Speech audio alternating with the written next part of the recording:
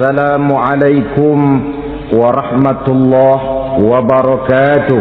Waalaikumsalam warahmatullahi wabarakatuh. Alhamdulillah wassalatu wassalamu ala sayyidina Rasulillah sayyidina wa maulana Muhammad ibn Abdullah wa ala alihi wa sahbihi wa mawala. La haula wa la quwwata illa billah, amma ba'du. Bapak-bapak, ibu-ibu, saudara-saudara kaum muslimin rahimakumullah. Di dalam kehidupan kita sebagai seorang muslim, minimal 5 kali dalam sehari semalam kita mendengar seruan untuk mendirikan solat yang disebut azan. Ada kalimat menarik di dalam kalimat azan itu, yakni seruan hayya 'alal falah, marilah menuju kepada keberuntungan, marilah meraih kemenangan. Seruan ini adalah kecenderungan dari setiap manusia, apapun warna kulitnya. Artinya, setiap orang dalam hidup selalu ingin meraih dan mencari kemenangan. Kemenangan akan melahirkan kepuasan batin, dan kepuasan batin memberikan kebahagiaan. Sedangkan kekalahan melahirkan penderitaan batin, dan penderitaan batin menjerumuskan seseorang di dalam berbagai bentuk kerugian. Jikalau inilah seruan azan, maka masalahnya ialah apa yang menyebabkan kita meraih kemenangan.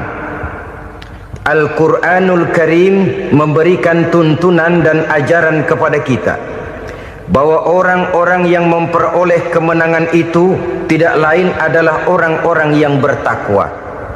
Hanyalah mereka yang bertakwa kepada Allah Subhanahu wa ta'ala pada akhirnya akan tampil sebagai pemenang. Lalu siapa orang yang bertakwa itu? Dijelaskan dalam awal-awal Al-Baqarah, orang yang bertakwa yang akan meraih kemenangan.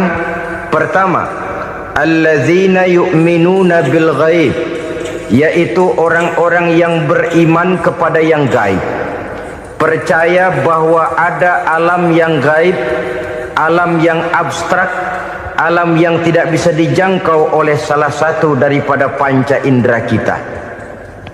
Mereka percaya dan beriman kepada adanya malaikat, beriman kepada adanya iblis dan jin, beriman kepada adanya alam kubur, beriman kepada adanya alam mahsyar, beriman kepada adanya alam akhirat, beriman kepada adanya surga dan neraka.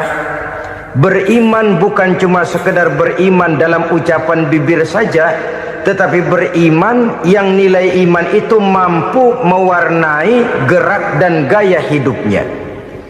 Iman yang meresap sampai ke tulang sumsum, kemudian memberikan dampak positif di dalam kehidupan manusia. Alam, kita tahu, adalah sesuatu yang selain Allah, dan Allah bukanlah alam. Apapun namanya selain daripada Allah, itu adalah alam. Alam pada hakikatnya terbagi menjadi 2. Ada alam syahadah, alam nyata, alam konkret, alam yang bisa dijangkau oleh salah satu indera kita. Kemudian ada alam ghaib, alam yang tidak bisa dijangkau oleh panca indera kita, alam metafisika, alam abstrak, alam yang wajib kita imani keberadaannya. Kita percaya bahwa malaikat itu ada, kita percaya kepada jin, bahwa jin itu ada, kita percaya kepada adanya iblis dan setan. Bukan percaya kepada iblis dan setannya, percaya bahwa iblis dan setan itu ada. Itu termasuk salah satu daripada sifat orang yang bertakwa kepada Allah. Saudara-saudara kaum muslimin rahimakumullah, kecenderungan pembangunan yang lebih bersifat materialistis biasanya menggeser aspek kehidupan rohani. orang berpikir empiri, dan dalam pola pikir yang demikian, maka alam gaib tidak lagi mendapat perhatian. Aspek kehidupan yang bersifat rohaniyah malah mulai ditinggalkan. Akibatnya terjadilah kepincangan di dalam kehidupan kita. Pernah ada satu pengalaman pribadi dalam perjalanan kembali ke tanah air. Dalam pesawat di sebelah kanan saya duduklah seorang Jerman namanya Heiner Simonsen. Iseng saya ajak kenalan, saya ajak ngobrol, saya tanya dia. Saya bilang, Mas Heiner ini,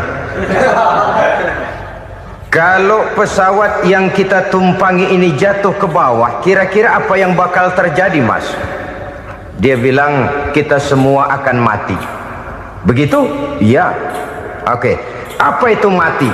Tanya saya. Dia bilang, untuk tahu apa itu mati, kita harus tahu lebih dahulu apa itu hidup. Saya pikir nih bule bisa ngomong juga. Baiklah kata saya. Apa hidup menurut Anda itu? Oh, hidup itu dia bilang, kalau seluruh anggota badan kita bekerja secara normal, paru-paru memompa darah secara normal, jantung berdetak secara normal, sel-sel tubuh bekerja secara fit, dan organisme tubuh hanya mau bekerja secara normal, dia bilang, kalau kita memberi makan yang cukup, menu yang teratur, dan gizi yang lengkap. Saya bilang, kesimpulannya apa, Ner? Dia jawab, hidup adalah dari tangan ke mulut. Life is from the hand to the mouth, kata dia. Hidup adalah dari tangan ke mulut. Jadi masalah hidup tidak lebih daripada masalah isi perut. Orang pergi pagi, pulang sore, peras keringat, banting tulang, perut yang dibelain. Saya bilang, you are wrong. Sampean salah, Ner. Kamu orang Islam bukan? Bukan. Pantas. Kenapa saya salah? Dia bilang, ya jelas salah. Salahnya di mana? Kamu ini manusia. Kalau hidup cuma dari tangan ke mulut, saya bilang, kambing di kampung saya juga begitu pikirannya, Ner. Itu kambing di kampung saya, asal perutnya kenyang, sudah hidup dia. Perkara besok bagaimana, lusa prospeknya macam mana, bulan depan ada apa, kambing nggak pernah mikir. Di kampung saya kambing juga pikirannya begitu. Kamu Kristen ya? Tadinya. Loh kok tadinya, lalu apa sekarang kamu ini? Dia bilang, sekarang saya netral. Saya tidak beragama, tapi saya percaya kepada Tuhan sebagai pencipta alam. Saya ingat benar dia bilang, I haven't any religious, but I believe to God as the creator of the world. Kenapa bisa netral begitu, Ner? Habis saya bingung katanya. Islam bilang Islam baik, Kristen bilang Kristen baik, Hindu Buddha bilang Hindu Buddha baik, semua agama baik. Saya netral sekalian, nggak beragama. Yang penting saya percaya kepada Tuhan.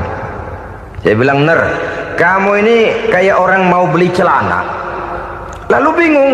Yang satu bilang Levi's bagus, yang satu bilang Blue Jean hebat, yang satu bilang Wool England hebat. Celana ini hebat, celana itu bagus, celana ini hebat, semua celana bagus, kamu bingung. Akhirnya netral, tidak pakai celana. Itu juga salah.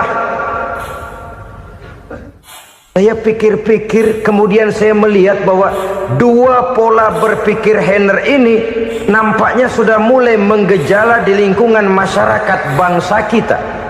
Disadari atau tidak, secara jujur kita harus berkata, dua pola pemikiran Heiner ini mulai berkembang di tengah masyarakat bangsa kita.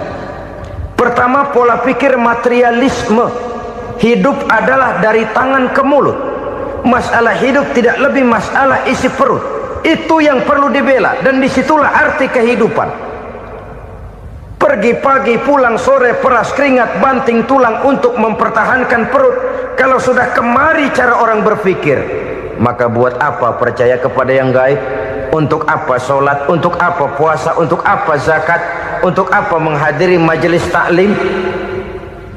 Tanpa kepercayaan kepada yang gaib, hidup berjalan menurut alur empiris dan materialis.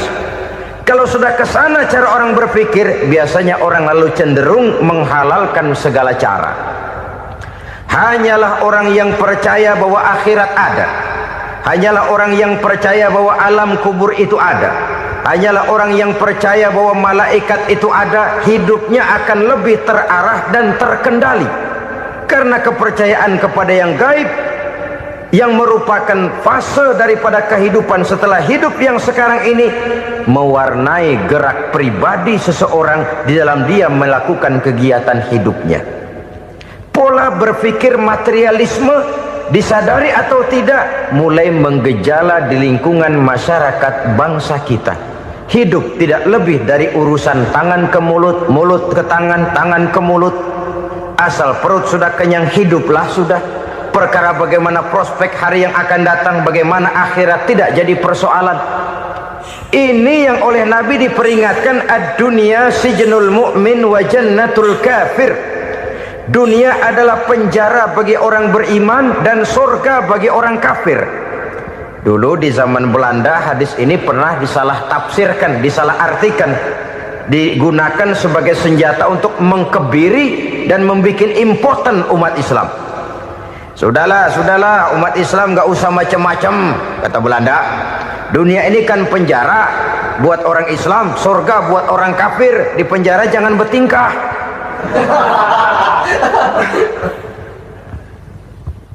Pengertiannya tidak begitu. Dunia adalah penjara bagi orang mukmin. Artinya dalam kehidupan dunia seorang mukmin tidak bebas memperturutkan hawa nafsunya. Dipenjara hawa nafsunya itu. Sebaliknya surga bagi orang-orang kafir. Buat orang kafir surgalah dunia ini. Mereka bebas memperturutkan hawa nafsunya. Dilarang tidak terlarang, dicegah pun tidak tercegah. Mereka hidup menurut alur bisikan nafsu mereka sendiri. Kemudian bila ajal datang, maut merenggut nyawa, selesailah surganya sampai di situ. Maka bagi orang-orang yang tidak percaya kepada adanya akhirat, kepada adanya alam gaib, surganya sebatas umurnya. Sekali lagi, surganya sebatas umurnya. Bila umur selesai, ajal pun datang merenggut nyawa, selesailah sudah surganya sampai di situ. Alangkah pendeknya perjalanan orang-orang yang tidak percaya kepada alam gaib ini. Bagi kita mukmin, jikalau kita mampu memenjarakan hawa nafsu, kita bisa bahagia di dunia ini. Dan Islam memang tidak menyuruh kita sengsara di dunia. Raih dunia, kejar dunia, gapai dunia sebagai alat untuk mencapai kebahagiaan di akhirat nanti. Hidup adalah satu perjalanan panjang yang terbentang sejak kita terlahir dari alam rahim sampai kepada alam akhirat nanti. Andai kata kita gagal meraih kebahagiaan di dunia, toh kita masih punya akhirat. Tapi jangan jadi dalil yang melemahkan semangat. Biarin dah kita di dunia kebelangsak, yang penting akhirat. Akhirnya dunia benar-benar kebelangsak. Bagaimana dunia ini bisa kita raih, dan bagaimana meraih dunia untuk menunjang kepentingan akhirat nanti.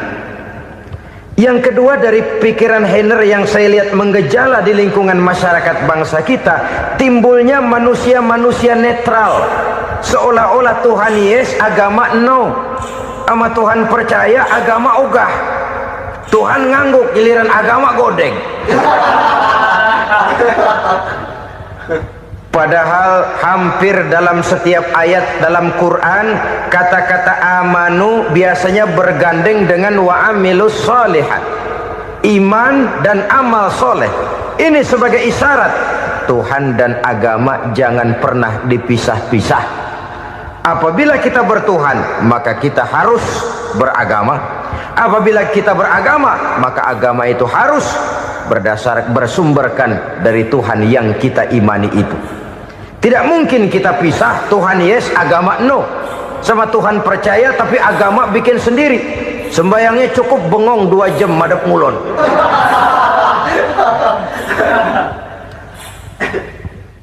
Saudara-saudara kaum muslimin rahimakumullah. Jadi dengan demikian, agama yang kita akui merupakan unsur mutlak di dalam pembangunan sekarang ini, merupakan bagian dari kehidupan yang menuntun kita bahwa di balik alam nyata ini, di balik alam syahadah ini ada alam gaib. Dan mudabbir, murabbi, yang mengatur, yang menguasai, yang memelihara baik dia alam nyata, baik dia alam gaib, tidak lain adalah Allah Subhanahu wa ta'ala. Di sana ada satu super power, satu maha kekuatan yang kita perlu bersandar kepadanya. Sebagai makhluk nyata yang hidup di alam nyata, berbuatlah secara nyata sebagaimana harusnya kita berbuat. Karena Islam jelas bukan agamanya orang pemalas. Islam jelas bukan agamanya orang yang mengajarkan setelah selesai sholat boleh duduk, nggelenggem ayam-ayam, ndelohom, menghitung bintang di langit sambil menunggu keajaiban. Tidak.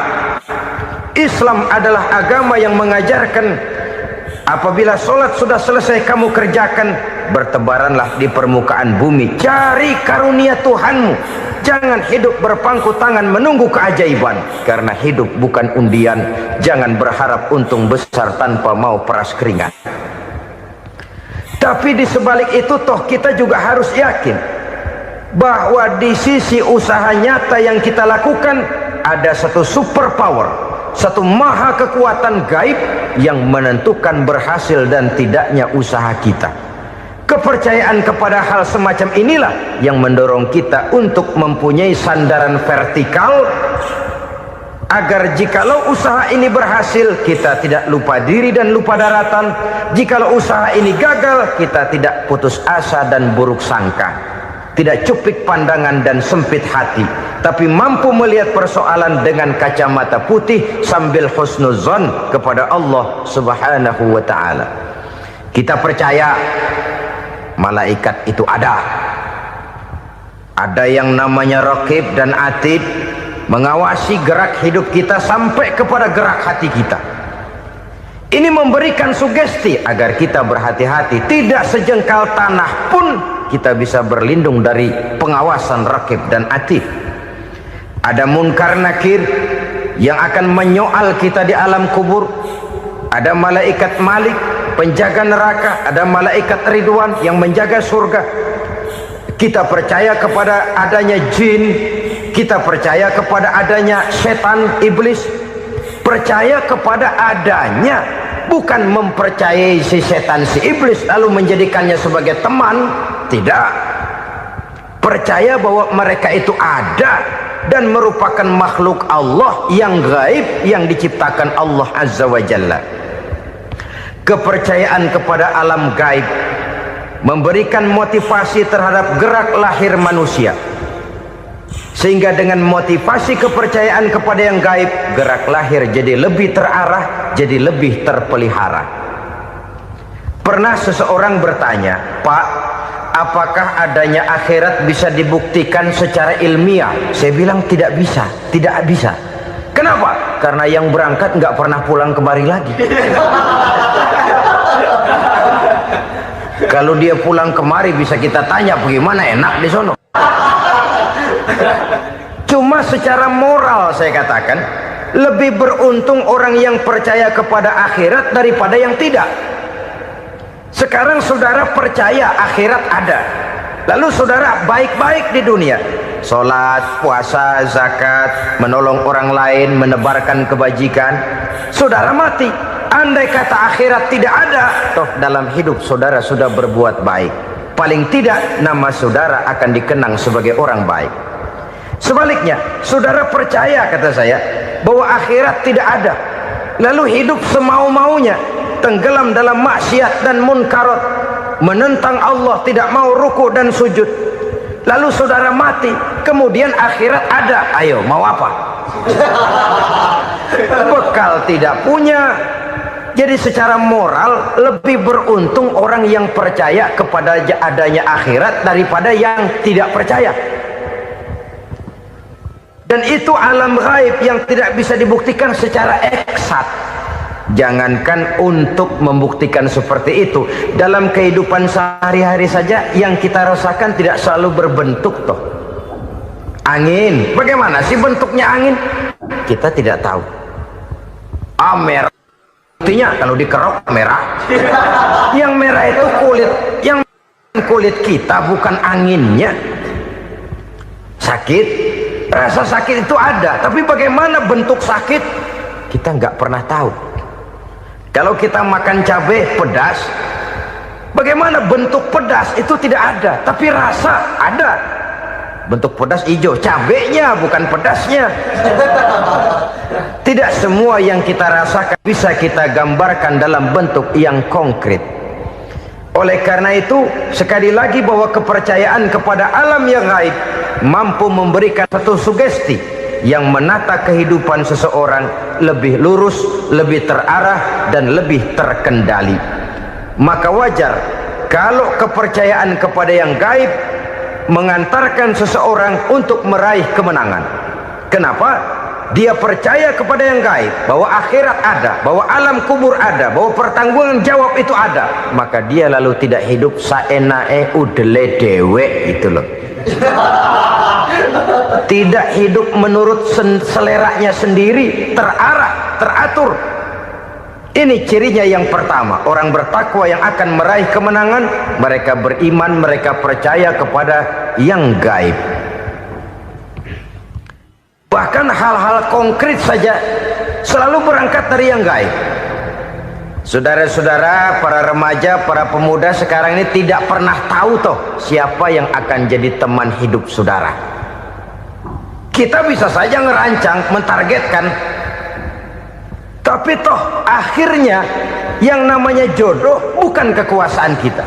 Rezeki di luar kemampuan kita. Begitu juga ajal, maut, jodoh, ajal adalah contoh-contoh konkret bahwa pada akhirnya yang gaiblah yang menentukan. Bertahun-tahun ngelancong, emang jodoh seret nggak jadi.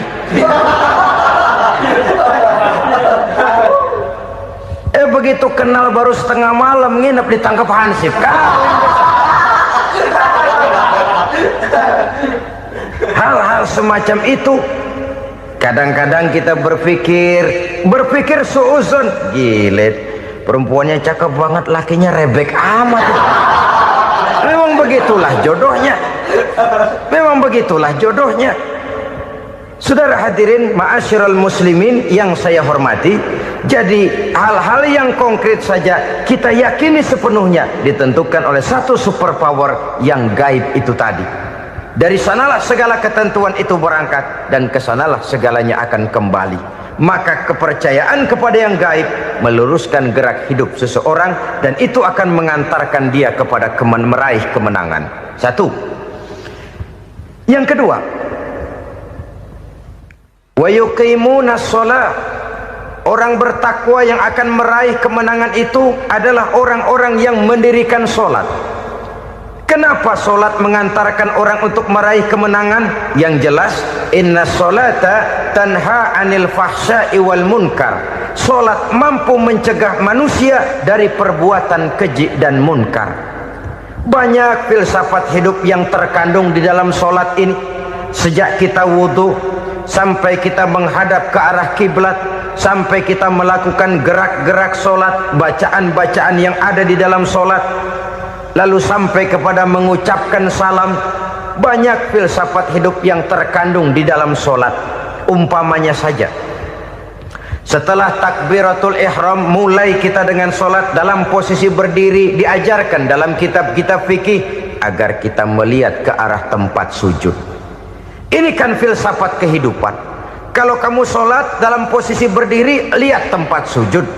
Jangan sholat mata jelalatan, sebab nanti bisa mengurangi kekhusyuan. Jadi wajar kalau yang dikatakan bahwa yang paling afdol adalah shaf yang di depan. Kenapa? Secara harfiah pengertiannya akan lebih mengundang kekhusyuan. Kenapa? Kalau kita di shaf paling depan di masjid umpamanya paling banter kita lihat tembok. Tapi kalau kita soft di tengah atau di belakang, orang-orang di depan kita pun akan kelihatan. Yang bajunya loreng, yang bajunya genggang, yang bajunya macam-macam. Kita lihat, kadang-kadang kita pikirin, ada yang bajunya bolong. Kita sholat tapi dalam hati, nih orang bajunya robek yang nggak tahu apa. Ada saja hal-hal yang mengusik kekhusyuan kita. Oleh sebab itu diajarkan dalam posisi berdiri, lihat, arahkan pandangan matamu kepada tempat sujud. Ini kan filsafat kehidupan. Maksudnya apa? Kalau lagi diri, lihat dong tempat sujud. Kalau udah di atas, ingat dong sama yang bawah. Kalau sudah tinggi, ingat dong dari mana kamu berangkat. Kalau sudah berkuasa, bantu dong yang lemah. Kalau sudah kaya, santuni dong yang miskin. Kalau sudah alim, bimbing dong yang awam. Ini filsafat kehidupan. Dalam posisi berdiri, kau lihat tempat sujud. Ini akan melahirkan kepekaan sosial, di mana seseorang mau tahu kepada orang lainnya. Bagaimanapun kaya kita, tinggi pangkat dan jabatan kita, jikalau hidup hanya untuk kepentingan perut sendiri saja, rasanya belum membawa manfaat di dalam kehidupan kita. Tapi efek yang tertinggi sesungguhnya, sholat mencegah manusia dari perbuatan keji dan munkar. Perbuatan keji dan munkar, walaupun kelihatannya mendatangkan uang, membawa keuntungan, tapi itu keuntungan semu, keuntungan sementara. Dengan menipu orang lain kita bisa dapat untung, tapi tidak membawa berkah. Dan itu adalah kerugian besar dalam kehidupan kita. Maka untuk meraih kemenangan, harus dimulai dengan membentuk kepribadian yang tegar, memiliki sandaran vertikal yang langsung kepada Allah Subhanahu wa ta'ala. Dan itu hanya bisa kita tempuh melalui jalur ibadah formal yang sudah ditentukan Allah, yakni sholat yang 5 waktu. Untuk memperkuat itu, ada sholat-sholat sunnah, rawatib, nawafil, sebagai terminal-terminal kontrol cadangan untuk memelihara stabilitas temperatur batin di dalam kita berhubungan dengan zat yang maha gaib, yaitu Allah Subhanahu wa ta'ala. Orang sering bertanya, Pak, itu tetangga saya nggak sholat, duitnya nggak habis-habis, Pak. Nggak sholat tapi mobilnya tambah terus. Nggak sholat tapi usahanya makin maju. Tapi di sisi lain ada orang yang rajin sholat, rezekinya butak bener. Anaknya mana kurus, mana korengan. Saudara hadirin ma'asyiral muslimin rahimakumullah, harus saya katakan bahwa sholat memang bukan untuk cari duit. Sholat adalah sandaran vertikal kita kepada Allah.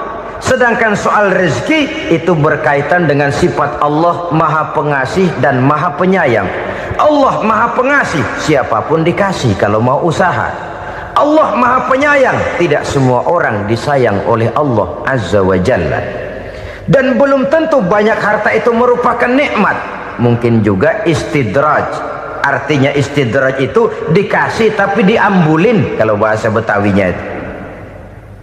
Dikasih tapi diambulin, itu bukan merupakan nikmat sesungguhnya, lebih merupakan azab dari Allah Subhanahu wa ta'ala.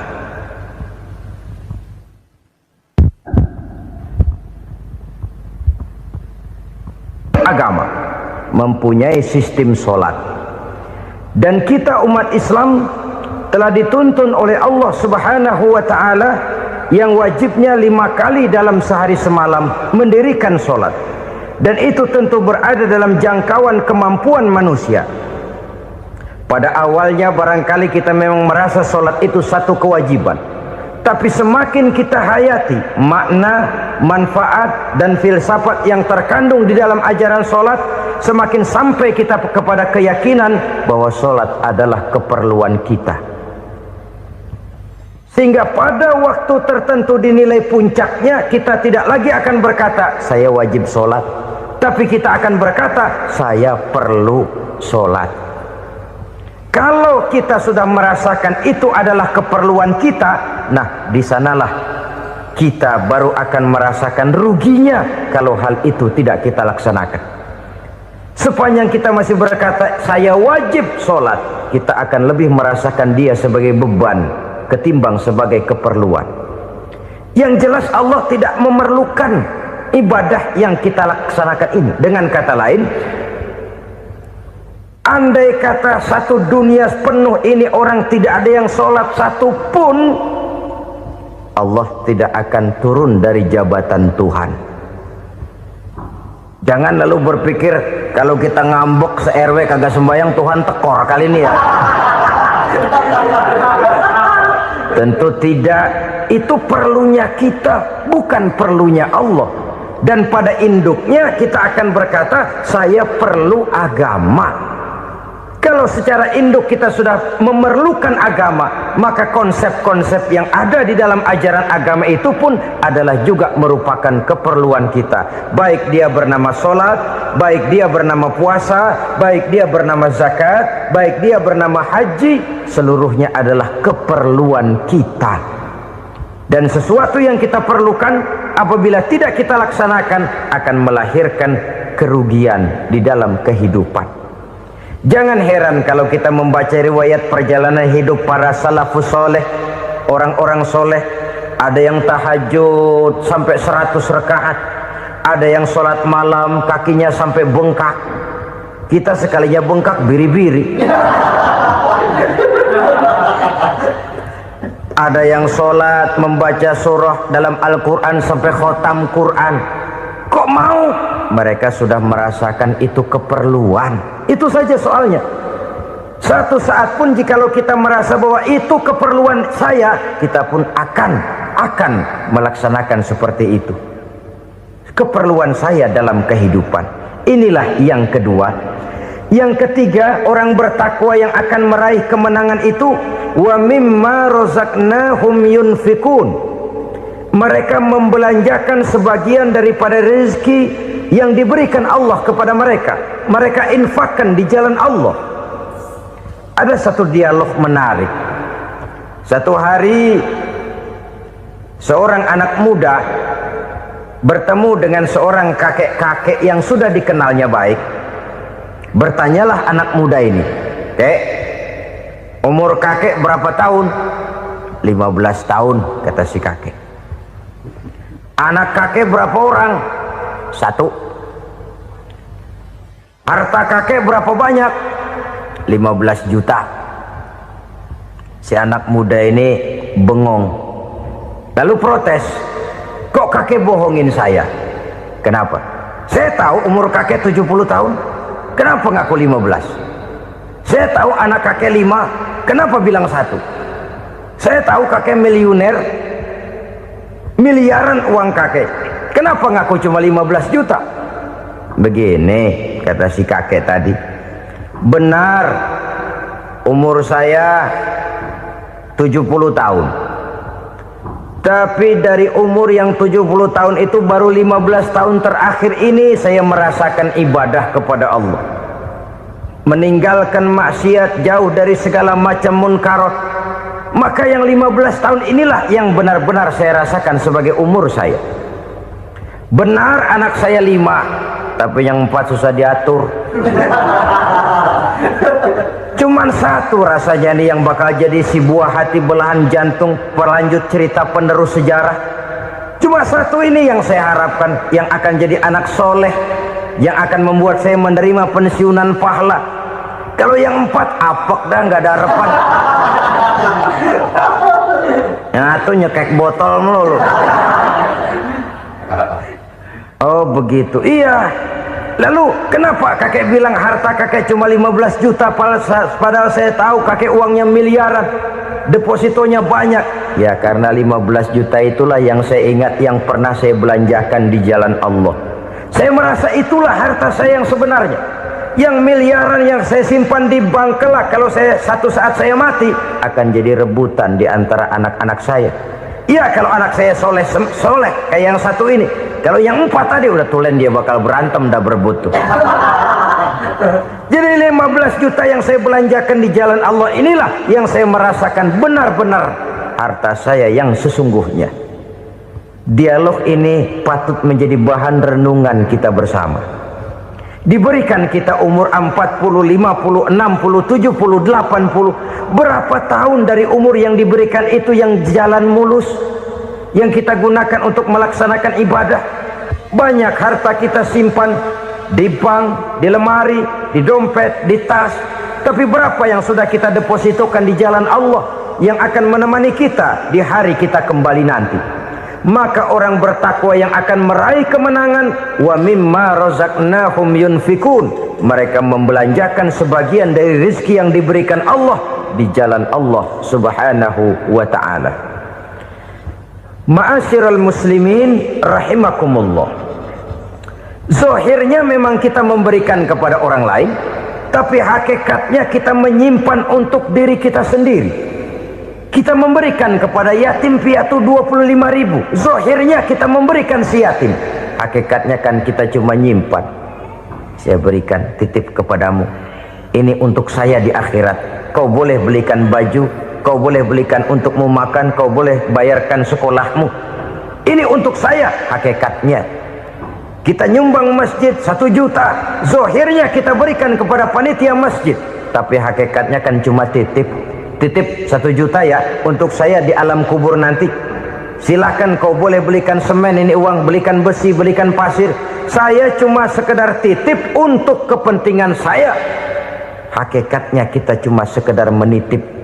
Sebagaimanapun pada hakikatnya, apapun yang kita miliki dalam kehidupan kan cuma sekedar hak guna pakai, bukan hak milik mutlak. Harta kita, rumah kita, kendaraan kita, kebun kita, pabrik kita, hak guna pakai saja. Hak milik mutlak cuma untuk Allah subhanahu wa ta'ala. Saudara-saudara kaum muslimin rahimakumullah, ini yang ketiga. Kemudian yang keempat, orang-orang bertakwa yang akan meraih kemenangan, allazina yu'minuna bima unzila ilaika, mereka yang beriman, mereka yang percaya kepada apa yang telah diturunkan kepadamu Muhammad, ay Al-Quran, yakni Al-Quranul Karim. Setelah percaya kepada yang gaib, mendirikan solat, kemudian menginfakkan sebagian dari rezeki yang diberikan Allah, mereka juga lalu percaya kepada yang diturunkan terhadap Nabi, yaitu tidak lain Al-Quranul Karim. Sekali lagi di sini, percaya bukan hanya sekedar percaya saja, tetapi percaya lalu menjadikan Al-Quran itu sebagai pedoman hidup. Sebab memang Al-Quran itu adalah GBHM, garis-garis besar haluan muslim. Apa yang harus kita lakukan, apa yang harus tidak kita lakukan, bagaimana mestinya kita bertingkah laku dan berbuat, seluruhnya tercantum di dalam Al-Quranul Karim. Itu sebabnya ketika satu hari Aisyah ditanya bagaimana akhlak Rasul, beliau menjawab, kana Rasulullah sallallahu alaihi wasallam khuluquhul Quran. Akhlak daripada Rasulullah tidak lain adalah Al-Quran. Jawaban simpel ini memberikan gambaran bahwa keseluruhan daripada konsepsi Quran sudah diterjemahkan dalam kehidupan Rasulullah sallallahu alaihi wasallam. Karena kita tahu akhlak adalah keseluruhan dari gerak hidup manusia, sejak ia berpribadi, berumah tangga, bertetangga, bermasyarakat, sampai kepada berbangsa dan bernegara. Al-Quran tetap memberikan sentuhan nilainya. Oleh karenanya, orang-orang yang bertakwa adalah orang-orang yang menjadikan Al-Quran sebagai pedoman dalam kehidupannya. Dan kita yakini Al-Quran diturunkan kepada Nabi Muhammad, bukan merupakan produk Nabi Muhammad. Isi dan redaksinya langsung dari Allah subhanahu wa ta'ala. Kemudian cirinya yang kelima, orang bertakwa yang akan meraih kemenangan itu, wa ma unzila min qablika. Tidak hanya sekedar percaya kepada yang diturunkan terhadap Nabi Muhammad, yaitu Al-Quran, mereka juga percaya kepada apa yang pernah diturunkan kepada para nabi, kepada para rasul sebelum Nabi Muhammad. percaya kepada adanya suhuf, percaya kepada adanya Taurat, percaya kepada adanya Injil, percaya bahwa Allah dahulunya sudah menurunkan Taurat kepada Musa, percaya bahwa Allah sudah menurunkan Injil kepada Isa, percaya Injil ada, Taurat ada, diturunkan Allah untuk Isa dan Musa, tetapi tidak wajib mengamalkannya karena kita sudah diberikan Al-Quranul Karim. Ini yang perlu saya garis bawahi. Kita percaya Allah telah menurunkan Injil dahulu kepada Isa. Kita percaya bahwa Allah telah menurunkan Taurat dahulunya kepada Nabi Musa. Kadang-kadang ini dijadikan dalih, dikacaukan pengertiannya. Quran saja mengajarkan bahwa orang yang bertakwa harus percaya kepada Injil, maka pakailah Injil. Apalagi kalau ayat sebelumnya ditilap, dihapus, dihilangkan, Injilnya yang ditekankan, maka akan terjadilah penekanan yang salah arah. Karena salah arah akhirnya bisa merusak dan menghancurkan akidah. Ketika Rasul suatu saat pernah ditanya orang, "Ya Rasul, bagaimana sikap kita sebagai muslim terhadap Injil yang ada sekarang?" Beliau menjawab, "La tukadzibuhu jami'an wa la tusaddiquhu jami'an." Jangan didustakan seluruhnya, jangan juga dibenarkan semuanya.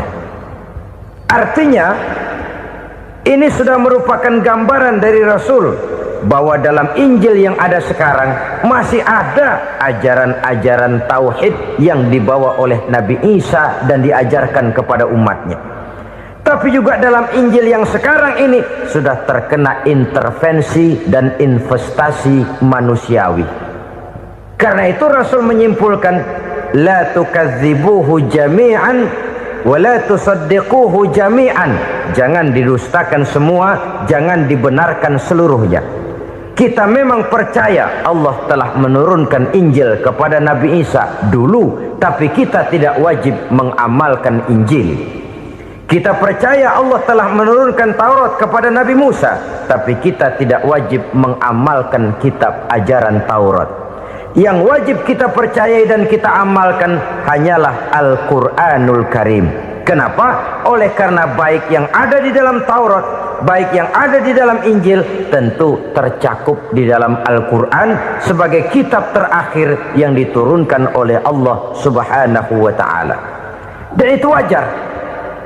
Kalau seorang pejabat mau mengeluarkan satu keputusan baru, tentu dia harus meninjau keputusan-keputusan lama. Andai kata dianggap tidak berlaku, dianggap tidak relevan lagi, maka keputusan-keputusan lama itu tentu sudah dianggap tidak berlaku. Sebagian daripada aturan-aturan dalam keputusan lama yang masih dianggap relevan tercantum dalam keputusan baru yang wajib diamalkan.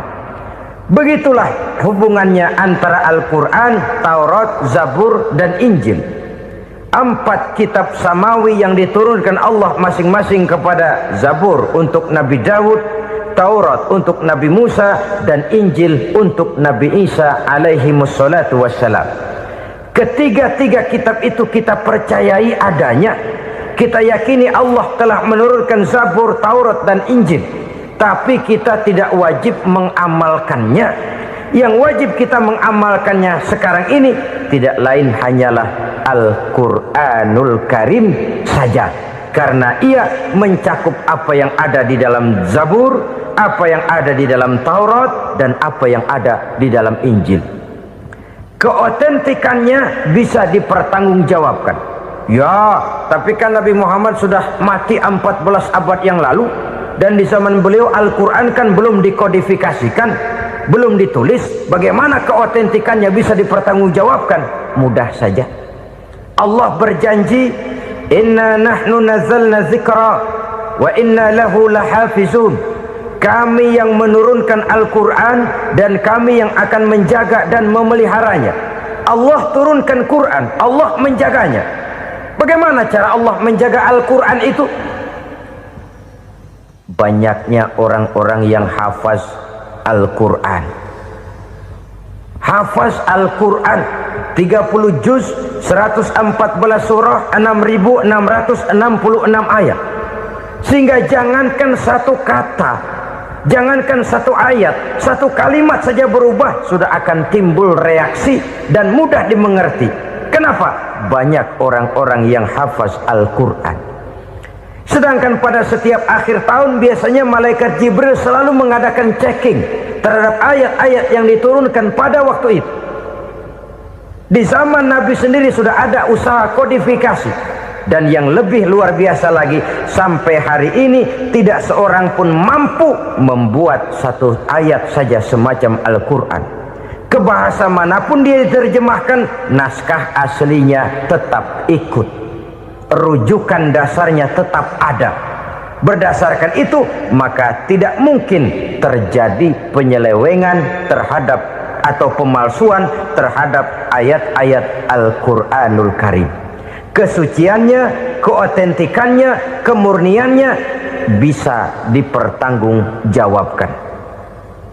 Ma'asyiral muslimin rahimakumullah. Oleh karenanya konsepsi dasar daripada ajaran Islam ini memang tidak lain adalah Al-Quran dan Sunnah. Isi daripada agama Islam yang merupakan iman, Islam dan ihsan, konsepsi dasarnya tidak lain adalah Al-Quran dan Sunnah Rasulullah Sallallahu Alaihi Wasallam. Maka yang kita perlukan sekarang ini adalah terjemahan Al-Quran di dalam kehidupan kita. Dengan demikian maka gaya kehidupan yang lebih Qurani itulah yang kita dambakan. Kita perlu memang terjemahan Quran dalam bahasa Inggris, dalam bahasa Belanda, dalam bahasa Jepang, tapi yang lebih kita perlukan adalah terjemahan Quran di dalam kehidupan kita. Konsekuen, tidak memanipulasi, ringan sama kita jinjing, berat sama kita pikul. Jangan kalau lempengan ayat Quran tuh kira-kira enak diamalin, keras teriakan kita. Giliran kira-kira ayat Quran itu mukul kepala kita sendiri, diam kita. Itu ciri yang pernah disindir Allah dalam awal-awal Baqarah juga itu. Ciri beragamanya orang yang munafik. Kullama adha'a lahum masyawfih, kata Allah. Wa iza azlama alaihim qamu. Apabila terang mereka jalan, apabila gelap mereka berhenti. Artinya kalau kira-kira di Islam nguntungin, rame-rame pada teriak Islam. Tapi ketika diminta untuk berjuang, ketika dituntut untuk berkorban, rame-rame mengundurkan diri. Nasib agama tidak ubahnya seperti daun pisang yang dikait orang di tepi jalan lantaran tak berpayung di ketika hari hujan. Manakala hujan usailah sudah, daun itu pun dicampakkan di tepi jalan, diinjak pula orang nan lalu. Artinya orang menjadikan agama cuma sebagai lipstick, decoration only, tidak konsekuen.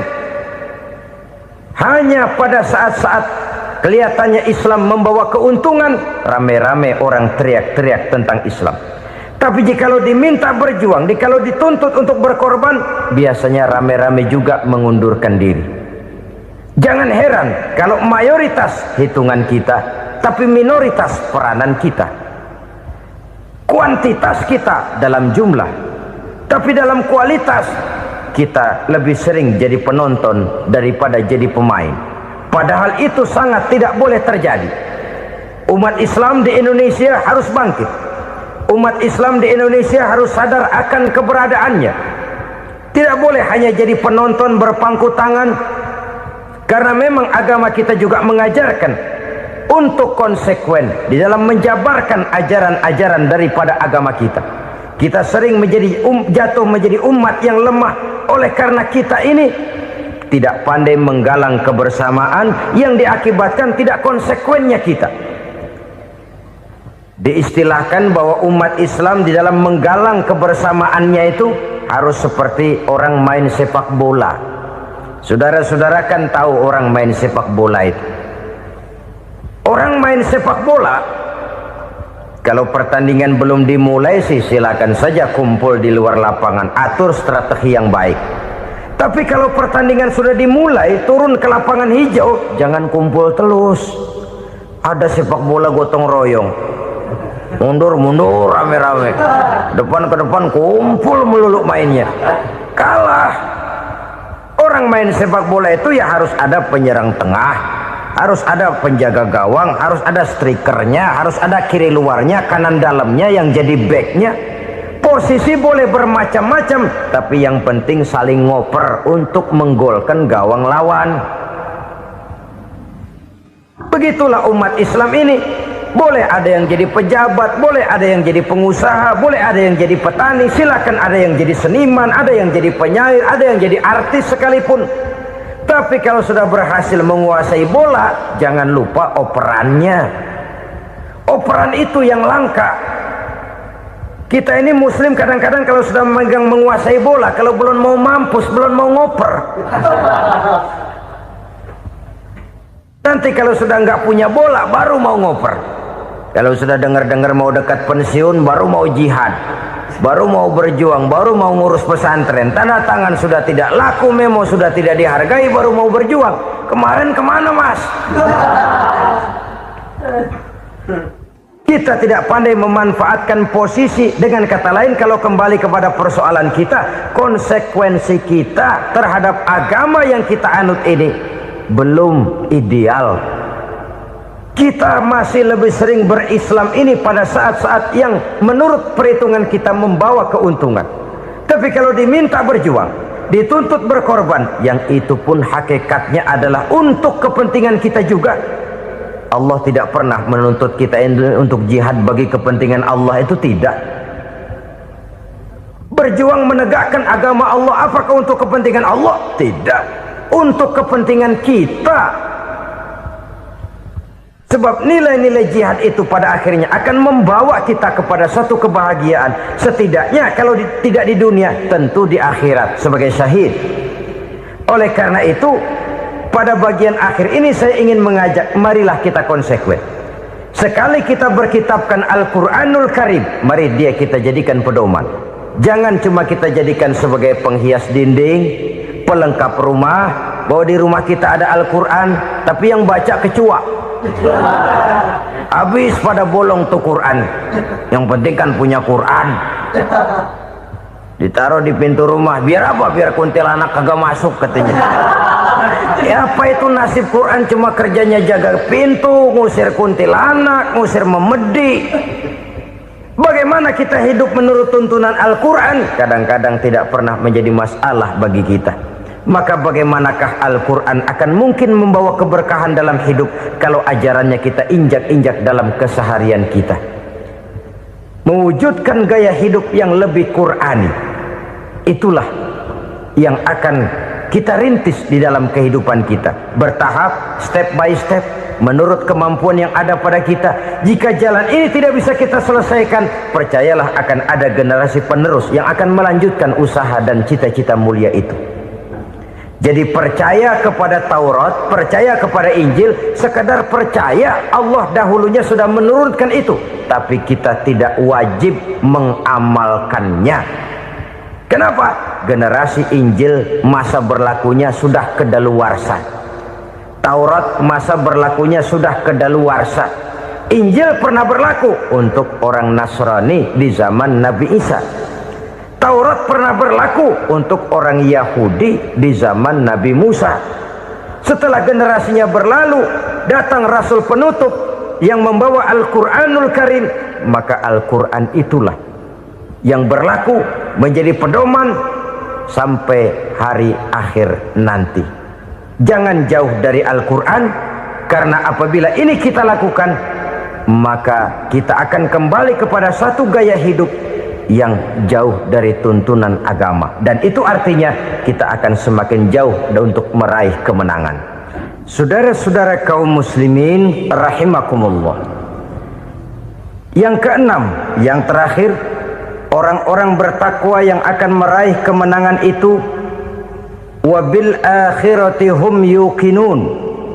Mereka percaya, mereka yakin seyakin-yakinnya akan adanya hari akhir,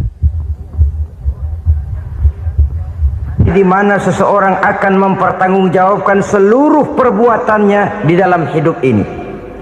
Dan tidak ada satu perbuatan yang bagaimana kecilnya sekalipun yang tersembunyi dalam pandangan manusia yang tidak akan dibukakan persoalannya di mahkamah Qadi Rabbul Jalil di akhirat nanti. Itulah sebabnya maka percaya kepada akhirat disebut secara khusus. Padahal di awal tadi sudah dijelaskan yu'minuna bil ghaib, percaya kepada alam gaib, dan alam gaib ini termasuk akhirat. Kenapa pada bagian akhir disebut lagi akhirat? Karena ternyata bahwa kepercayaan kepada adanya akhirat merupakan induk dari kepercayaan terhadap adanya malaikat, setan, jin, dan lain sebagainya, dan akan lebih memberikan sugesti dalam kehidupan manusia untuk meluruskan gerak hidupnya. Jikalau satu saat tergerak hati akan berbuat kejahatan, ingin mencuri, sadarlah, awas ada akhirat. Sebab kalau kita cuma teriak awas ada polisi, itu cuma tertunda sementara, begitu polisi meleng embat. Kalau kita ingin berbuat jahat cuma berteriak awas ada hansip, cuma sementara ketika hansip itu ada. Tapi kalau ceritanya awas ada akhirat, mau menyeleweng awas ada akhirat, mau berjudi awas ada akhirat, mau mencuri awas ada akhirat. Keyakinan yang akan meluruskan gerak hidup manusia sehingga gerak itu jadi lebih terarah dan terkontrol, tidak merugikan baik diri sendiri, lebih-lebih orang lain. Ternyata bahwa kepercayaan kepadanya adanya hari akhirat sanggup menjadi sumber daya kontrol dari kehidupan manusia, sehingga ia tidak terjebak dalam perbuatan maksiat dan munkarat. Saudara-saudara kaum muslimin, inilah saja yang kita bicarakan pada pertemuan kali ini. Semoga Allah subhanahu wa ta'ala memberikan kekuatan zahir dan batin kepada kita untuk dapat meraih kemenangan dengan beriman kepada yang gaib, mendirikan solat, membelanjakan sebagian dari rezeki yang diberikan Allah, percaya kepada Al-Quran, beriman kepada kitab-kitab yang diturunkan sebelum Al-Quran, lalu meyakini adanya hari akhirat. Terima kasih.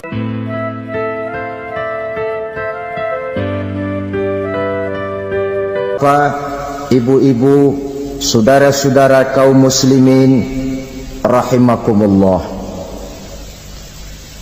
kita menyaksikan peristiwa-peristiwa yang memilukan dan memalukan. PHK terjadi di mana-mana, pengangguran meningkat, harga-harga membumbung tinggi, daya beli rakyat semakin lemah.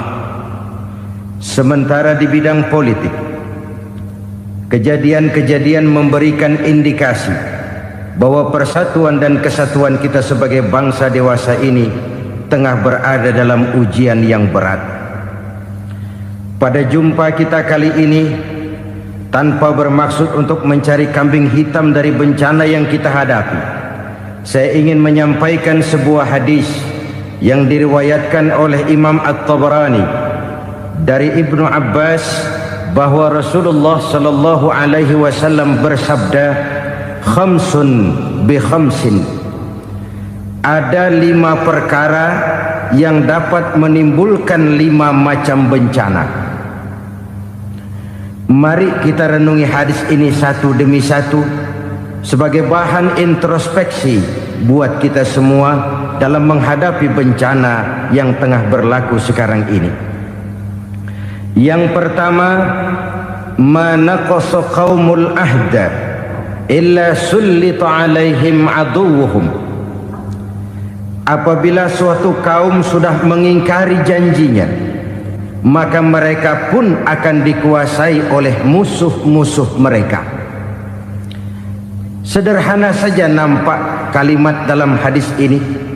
Apabila orang sudah mengingkari janji, mereka akan dikuasai oleh musuh-musuh mereka sendiri. Dan musuh kita yang paling utama saat ini adalah kemiskinan dan kebodohan. Kenapa itu terjadi? Karena kita mengingkari janji kita sendiri. Di saat awal-awal berdirinya Orde Baru, kita pernah berjanji untuk melaksanakan Pancasila dan Undang-Undang Dasar 45 secara murni dan konsekuen. Kita berjanji bahwa kita akan menegakkan pemerintah yang bersih dan berwibawa. Itu semua pada permulaannya. Waktu demi waktu berjalan, kita lupa dengan janji yang kita ucapkan itu. Ketuhanan yang Maha Esa kita ucapkan, tapi kesetanan yang luar biasa yang kita lakukan. Kemanusiaan yang adil dan beradab yang kita dengungkan, tetapi kemanusiaan zalim dan biadab yang kita praktekkan. Sederhana saja saudara, hampir setiap pejabat pada posisi-posisi kunci, di awal-awal ia memangku jabatan itu, biasanya ia mengucapkan sumpah dengan lafaz demi Allah, bahwa dalam melaksanakan jabatan ini saya tidak akan menerima hadiah atau pemberian dalam bentuk apapun. Itu pada permulaannya. Lama-lama rupanya hadiah itu asik juga, mulai diterima. Lama-lama dirasa kurang, mulai menagih. Dan akhirnya terjadilah praktek yang disebut suap menyuap, semir menyemir, dan lain sebagainya. Kalau ini sudah menjadi kenyataan, bagaimana kita mau menegakkan pemerintah yang bersih dan berwibawa? Undang-Undang Dasar 45 menyatakan bahwa bumi, air, dan seluruh kekayaan negara dikelola oleh negara bagi sebesar-besar kemakmuran rakyat. Yang terjadi adalah bahwa kita merasa mewakili rakyat untuk menikmati harta dan kekayaan negara, sehingga rakyat banyak tidak bisa ikut menikmatinya. Menumpuklah harta itu sehingga terjadilah pepatah, gunung ditimbun, sumur digali. Yang kaya semakin kaya, yang miskin semakin terpuruk. Kita ingkar dengan janji yang kita ucapkan di awal-awal kita bergerak. Kita ingkar dengan janji pada saat kita mengatakannya dengan menyebut nama Allah, dengan mempertaruhkan nama Tuhan, sehingga pada akhirnya jabatan pun mengalami tender.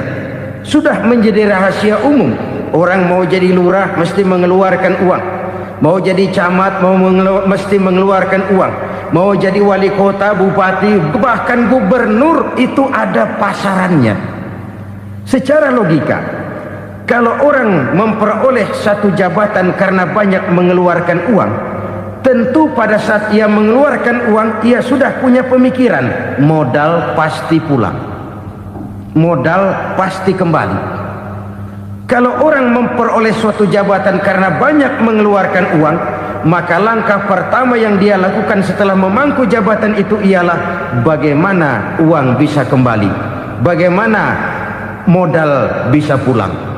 Kalau modal sudah pulang, pikiran berikutnya bagaimana supaya dapat untung. Lalu kapan mau bekerja untuk kepentingan rakyat? Itu nomor 18. Kemudian kalau ada proyek-proyek besar, pertanyaannya ialah bukan apakah proyek ini bermanfaat bagi rakyat, apakah proyek ini layak untuk diteruskan, tetapi yang jadi pertanyaan paling utama ialah bagian saya berapa duit dari proyek ini. Kita bisa lihat proyek, mega proyek lahan 1 juta hektar di Kalimantan Tengah, triliunan rupiah, dan proyek itu gagal. SD Inpres bulan ini diresmikan, bulan depan retak. Jembatan-jembatan bulan ini gunting pita, bulan depan runtuh. Kita ingkar dengan janji. Kita berkata kita bekerja untuk kepentingan rakyat, tapi kita tidak pernah mengenal rakyat itu. Apabila suatu kaum sudah mulai mengingkari janji, maka mereka akan dikuasai oleh musuh-musuh mereka. Akibatnya tersusunlah barisan-barisan sakit hati, yang makin lama makin menjadi bola salju, menggelinding membesar, dan kemudian terjadilah hal-hal yang tidak kita inginkan lagi. Apabila suatu kaum sudah mengingkari janji, maka mereka akan dikuasai oleh musuh-musuh mereka. Ini penyebab bencana yang pertama. Kita tidak konsekuen. Tadinya kita dengan lantang teriak-teriak berantas korupsi, ganyang korupsi. Pada waktu kita belum mendapat kesempatan. Setelah kita naik punya kesempatan, rupanya korupsi enak juga dirasa. Terjadi pergeseran nilai, orang luntur kehilangan idealisme awal. Lalu untuk menghibur diri, menutup kesalahan, kita gunakanlah pepatah bahwa tidak ada gading yang tak retak, bahwa kita harus mikul dhuwur mendem jero. Itu semua cuma sebagai dalih agar kesalahan kita tidak dibicarakan orang lain. Padahal kita sendiri yang mengingkari janji. Kita yang keluar dari komitmen awal kita. Kita berjanji melaksanakan Pancasila dan Undang-Undang Dasar 45 dengan murni dan konsekuen. Kita berjanji untuk menegakkan pemerintah yang bersih dan berwibawa. Namun dalam kenyataannya itu tidak kita laksanakan dengan sebagaimana mestinya. Kita bergeser, kita mengalami proses degradasi, peluncuran nilai, dan akhirnya terbentuklah barisan-barisan sakit hati yang semakin lama semakin membesar itu. Kita harus introspeksi. Memang kalau zaman sedang susah, biasanya kambing hitam laris, tukang kompor gentayangan. Itu dari dulu selalu mencari kambing hitam. Karena itu kita tidak bicara orang, kita tidak bicara siapa yang salah, kita bicara sistem, dan sistem itu bisa mengena siapa saja. Kalau orang sudah mulai mengingkari janji, bergeser dari komitmen awal, itu sudah mulai ia mengalami proses peluncuran, proses degradasi. Ini penyebab yang pertama. Kita tidak lagi konsekuen bahwa bumi, air, sumber daya alam adalah milik negara, dikuasai oleh negara, digunakan bagi sebesar-besar kemakmuran rakyat. Ternyata rakyat yang makmur itu tidak merupakan gambaran yang menyeluruh dari rakyat kita. Undang-undang dasar kita menganut ekonomi kekeluargaan, tapi yang kita praktekkan adalah ekonomi keluarga. Kalau bukan keluarga nggak dapat proyek. Kalau bukan keluarga nggak dapat macam-macam. Kekeluargaan kita rubah menjadi keluarga, timbullah penyakit nepotisme. Kita bergeser, kita ingkari janji, dan kita anggap kita atasnamakan rakyat. Rakyat cuma sekedar jadi address, rakyat cuma sekedar jadi alamat, tetapi kehidupan mereka tidak banyak berubah dan tidak banyak terangkat. Kaum muslimin rahimakumullah, ini penyakit yang pertama, penyebab bencana yang pertama.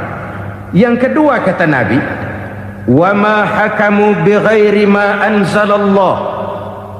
Apabila hukum yang diterapkan sudah tidak lagi bersumber dari hukum Allah, illa fasha fihimul faqru, maka akan bertebaranlah kemiskinan di mana-mana.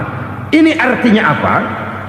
Apabila hukum tinggal sebuah stempel, apabila hukum sudah diatur menurut kepentingan, apabila hukum sudah tidak lagi ditegakkan secara adil, maka kemiskinan merambah di mana-mana. Hukum diatur menurut selera orang yang sedang berkuasa, maka yang benar bisa jadi salah, yang salah bisa jadi benar. Hukum dalam kenyataan hidup berlaku seperti pisau. Pisau itu kan saudara lihat, yang namanya pisau dimanapun itu tajamnya ke bawah, ke atas tumpul. Kalau hukum itu, kalau untuk rakyat, hukum itu tajam bukan main, cepat sekali dilaksanakan. Tapi giliran menengah ke atas, yang gedean dikit berbuat salah, hukum tumpul. Hukum pura-pura tidak dengar. Akibatnya terluka rasa keadilan rakyat.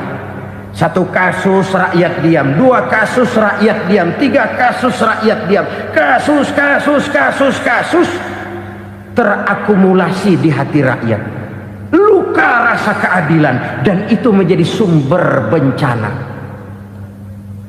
Penjarahan, kita tidak setuju itu, tapi kita harus melihat kausalnya. Itu kan tidak berdiri sendiri. Itu kan karena terlukanya rasa keadilan rakyat, melihat kesempatan ini tidak merata. Kalau rakyat ini yang ngajukan kredit ke bank, walaupun jumlahnya cuma jutaan, ratusan ribu, susahnya 17 setan. Tapi ada orang-orang tertentu yang agunannya palsu, jaminannya palsu, bawa kata belece, bukan cuma miliaran, triliunan kredit bisa keluar. Terluka rasa keadilan, hilangnya kesempatan. Rakyat cuma dapat kesempitan, jarang dapat kesempatan. Dari lukanya rasa keadilan ini, memang ya entah lipstick, entah basa-basi, dibentuklah tim ini, dibentuklah badan pengawas ini, dibentuklah tim ini. Kalau membentur tahu, hancur tahu. Tapi kalau tim yang dibentuk membentur karang, bukan karangnya yang hancur biasanya, timnya yang bubar. Kenapa? Yang dibentur batu karang yang sangat keras. Kita main-main dengan hukum, kita tidak konsekuen dengan hukum, luka rasa keadilan, dan itu terakumulasi. Edi Tamsil, rakyat tahu, terakumulasi, menguap begitu saja. Kasus-kasus lain rakyat tahu, menguap begitu saja. Ketidakadilan, ketidakadilan, ketidakadilan terakumulasi, mengendap di hati rakyat, menunggu ledakan. Pada saat sumbu meledak, rakyat tidak bisa dibendung lagi. Oke, kita tidak setuju dengan penjarahan, tapi jangan melihat itu sebagai peristiwa yang berdiri sendiri. Kenapa itu terjadi? Kausalnya kenapa? Oke, kita tidak setuju memang, tapi yang dijarah oleh rakyat kan memang cuma untuk perut. Yang dijarahkan beras, yang dijarahkan televisi, yang dijarahkan kulkas yang masih bisa dihitung, yang memang real untuk kebutuhan rakyat. Penjara-penjara berdasi kepala botak yang menguras uang rakyat habis-habisan, enak saja melenggang dalam kehidupan ini. Makin terluka rasa keadilan rakyat. Apabila hukum yang diterapkan sudah menyimpang dari keadilan yang diajarkan Allah, fasyafihimul fakru, bertebaranlah kemiskinan. Aneh, memalukan, memilukan. Sebuah negara agraris yang katanya pulaunya hijau royo-royo, Gemari Palau Jenawi Toto Tentem Kertora Harjo, yang tahun 93 pernah mendapat penghargaan dari FAO, Badan Pangan Sedunia, sebagai negara yang berhasil dalam swasembada pangan. Sekarang ini kita terpaksa betul beli beras dari Vietnam, beli beras ke Kamboja, beli kedelai dari Kamboja. Kenapa? Lahan sawah kita habis ditanami pabrik. Teknologi kita, teknologi loncatan yang non-applied, tidak terpakai oleh kita. Lantas lahan yang tidak bisa kita tanami, kita paksakan lahan-lahan gambut menjadi tanah pertanian yang subur dengan biaya triliunan, dan kita gagal. Kita cari jarum dan kapak hilang. Kita mau jadi negara industri dengan loncatan teknologi yang maju, kita lupakan pola pijak kita sebagai negara agraris, dan akhirnya kita kecolongan. Lihatlah dewasa ini, rakyat kita antri sembako di mana-mana. Di sebuah negara agraris, ketidakadilan melahirkan kemiskinan, kemiskinan moral dan kemiskinan material. Kemiskinan moral, rakyat nggak percaya lagi sama pejabat. Rakyat mengalami krisis figur. Orang, alah lu ngomong dah sama ember.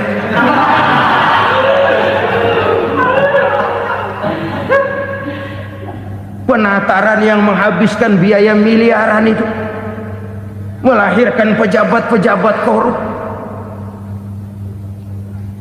Pengawasan yang menghabiskan biaya miliaran itu ternyata impoten, mandul.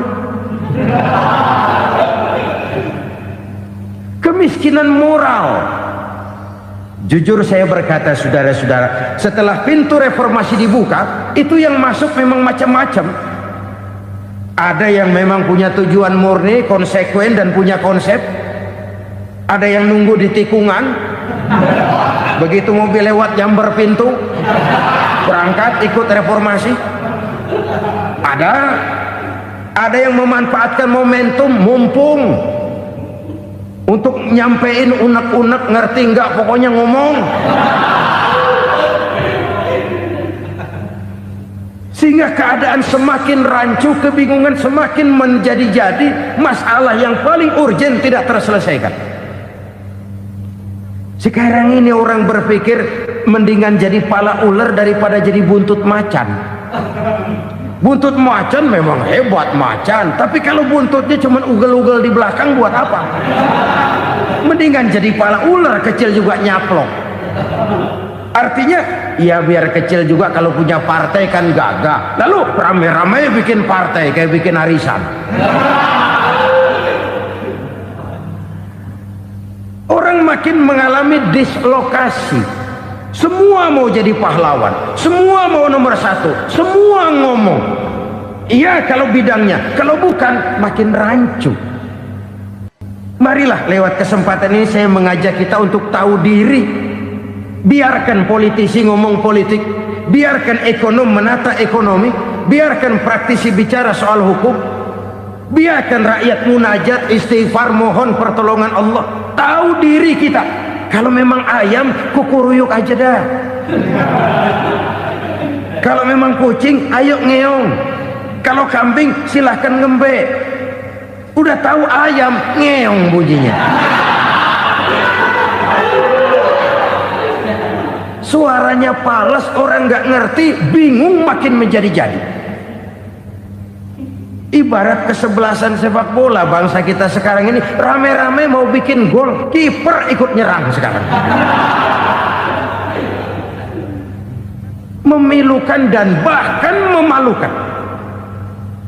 Wa ma hakamu bighairi ma anzalallah illa fasyafihimul fakru.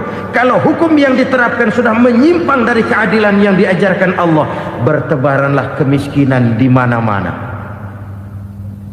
Coba sekarang ini, yang punya duit bingung, apalagi yang kagak punya duit. Yang pengusaha gede ngeluh, apalagi yang pengusaha pas-pasan. Yang kagak punya beras, yang punya beras saja masih bingung, apalagi yang nggak punya beras. Ini sudah demikian merata.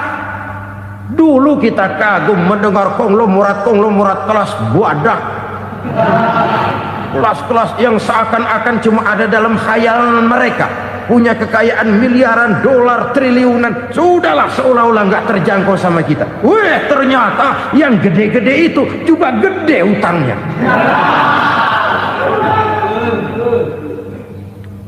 Dan rontok satu demi satu. Ternyata rakyat selama ini cuma dialamatkan, cuma dijadikan address. Rakyat yang tidak banyak ngerti persoalan ini harus menanggung hidup ini begini berat, harus menanggung beban hidup ini begini tinggi, daya beli semakin lemah, semakin terpuruk dan terpuruk, sedang keadaan belum juga banyak berubah. Yang hutang sama luar negeri itu kan bukan rakyat kecil, Ciano. Yang banyak nyimpen dolar juga kan Ciano. Rakyat kecil bocah kampung mah jangankan nyimpen dolar, ngelihat juga tumben. Kemana kita mesti bercermin? Sekali lagi saya mengatakan maaf, kita tidak bermaksud mencari kambing hitam. Karena itu kita tidak bicara orang, kita bicara sistem, kita bicara keadaan. Beginilah yang dikatakan Nabi, penyebab timbulnya bencana, hukum yang ditegakkan tidak lagi berorientasi kepada keadilan, tapi berorientasi kepada kepentingan. Akhirnya bentuk hukum seperti pisau, tajam ke bawah, tumpul ke atas. Hukum cuma buat rakyat kecil, tetapi kelompok menengah ke atas kadang-kadang kebal dari perlakuan hukum. Maka bertebaranlah kemiskinan. Iya, kemiskinan moral berupa lukanya rasa keadilan. Kalau rasa keadilan terluka, orang kan nunggu kesempatan, saudara. Iya, dia nggak bisa ngomong, iya dia nggak sanggup action, iya dia nggak bisa tunjuk rasa, tapi hatinya kan, kapan ada kesempatan, kapan ada waktu, tunggu hatinya mesti begitu. Sehingga begitu ada kesempatan, terjadilah hal-hal yang tidak terhindarkan. Dan itu ekses, bukan reformasi. Jangan seperti sebuah dialog saya dengan seorang abang beca. Saya bertanya, bang, iya, abang tahu nggak reformasi? Tahu. Ustaz, apa? Pembakaran. Terus penjarahan, lalu perkosaan. Itu reformasi. Itu yang saya lihat. Nah, itu yang dia lihat. Saya tentu tidak menyalahkan abang beca kita, karena memang itu yang dia lihat dan sejauh itu wawasannya. Tapi ini indikasi bahwa banyak rakyat kita yang belum bisa menggunakan kebebasan secara bertanggung jawab. Padahal kebebasan tanpa tanggung jawab tirani. Sebuah contoh gampang-gampangan. Saya beli radio, saya setel di kamar saya, lalu saya bilang, ini radio gue. Yang beli gue, pakai duit gue setel di kamar gue, sekeras-kerasnya, gak ada urusan sama orang lain. Itu kata saya. Tetapi tetangga saya sebelah rumah kan boleh juga ngomong begitu. Kata tetangga saya, ini mata gue, yang ngantuk gue tidur di kamar gue, kenapa suara radio lu nyampe kemari? Artinya apa ini? Kebebasan saya nyetel radio dibatasi oleh kebebasan tetangga saya yang mau tidur. Tidak ada kebebasan mutlak. Kebebasan mutlak tanpa tanggung jawab kembali akan melahirkan tirani, kembali akan melahirkan pemaksaan kehendak. Dan itu lagi-lagi bukan demokrasi. Saudara-saudara kaum muslimin rahimakumullah. Ini penyakit yang kedua, lukanya rasa keadilan, terutama di kalangan rakyat kecil. Itu mengendap menjadi akumulasi dan menunggu giliran kapan bisa dimuntahkan. Dengan kata lain, rakyatnya udah banyak banget makan yang perutnya jadi enak, nyelam. Kapan nunggu muntahnya? Udah begini banyak akumulasi yang mereka pendam di perut ini, sehingga ketika terjadi kesempatan itu sudah tidak terkendalikan lagi. Kita out of control. Saya tidak mentolerir sikap-sikap kekerasan. Bahkan saya lebih cenderung bahwa kalau di rumah kita banyak tikusnya saja racuni, jangan rumah dibakar. Bahwa ada korupsi, iya, ada kolusi, memang ada nepotisme, tentu. Tetapi tikusnya saja racuni, jangan rumah dibakar. Masa mau ngusir tikus bakar rumah? Tikusnya lari, tikusnya selamat, rumahnya ewes-ewes.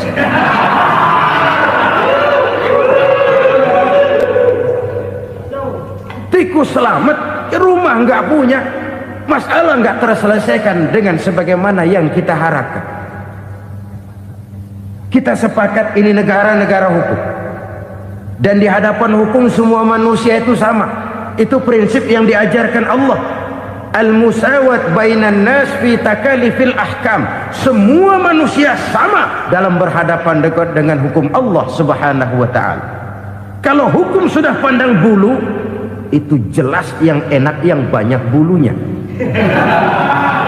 Siapa yang banyak bulunya? Monyet. Kalau hukum pandang bulu, monyet keenakan. Saudara-saudara kaum muslimin rahimakumullah, introspeksi. Mari kita bercermin bagaimana perjalanan hukum selama ini. Kalau introspeksi ini kita temukan, lalu ada upaya untuk memperbaiki diri. Jangan menggunakan tak ada gading yang tak retak, mikul duwur mendem jero untuk menutup-nutupi kesalahan orang. Padahal kesalahan itu sedemikian besar. Padahal rakyat kita tiap hari antri sembako. Ada yang sehari sekali makan, ada yang makan sudah bercampur tiwul, ada yang nasi sudah dicampur pisang, balik jadi orok lagi. macam-macam upaya rakyat untuk menangsal perut ini. Lalu rakyat ditenang-tenangkan, lebih baik puasa Senin Kemis sambil menghadapi krisis ekonomi. Kenapa rakyat yang disuruh puasa? Kenapa bukan pejabatnya yang puasa lebih dulu untuk kemakmuran rakyat? Kalau rakyat yang memang perutnya udah gepeng disuruh puasa, makin krempeng perutnya. Artinya pejabat harus punya sense of politics. Ya, tidak, puasa itu kan tidak cuma Senin Kemis saja. Puasa itu puasa perasaan, puasa menghargai perasaan yang sedang kondisi yang sedang dihadapi oleh rakyat.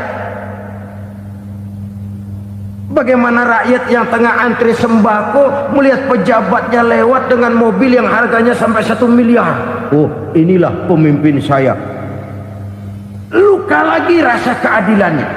Kita tidak tenggang rasa. Puasa dalam artian itu pun akan menolong menegakkan semangat kebersamaan, membentuk semangat kebersamaan.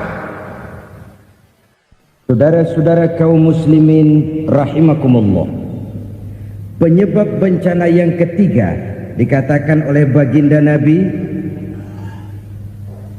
wala dhaharat fihimul fahishatu illa fasha fihimul maut. Apabila kekejian telah merajalela, maka maut bertebaran di mana-mana. Kita renungi butir kalimat dalam hadis ini.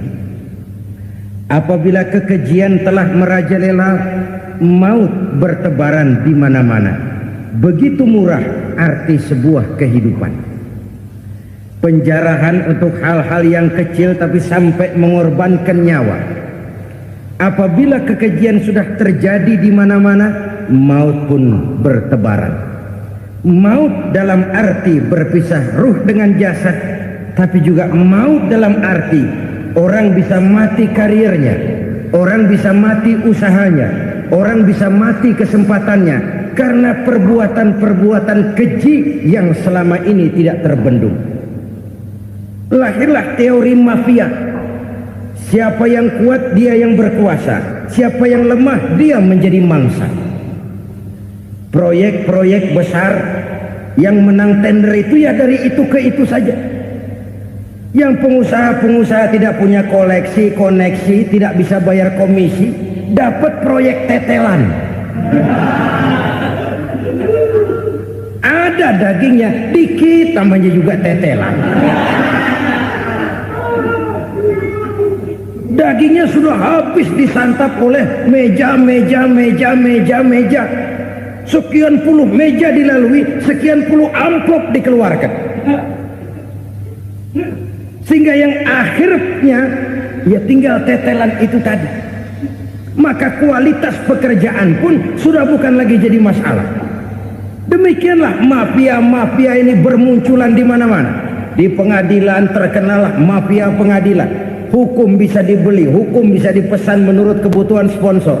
Mafia peradilan, mafia politik, mafia ekonomi, bahkan mafia agama yang menggunakan agama sebagai kedok, menggunakan agama sebagai dalih, menggunakan agama sebagai topeng untuk melancarkan maksud-maksud politiknya pun tidak tertutup kemungkinan.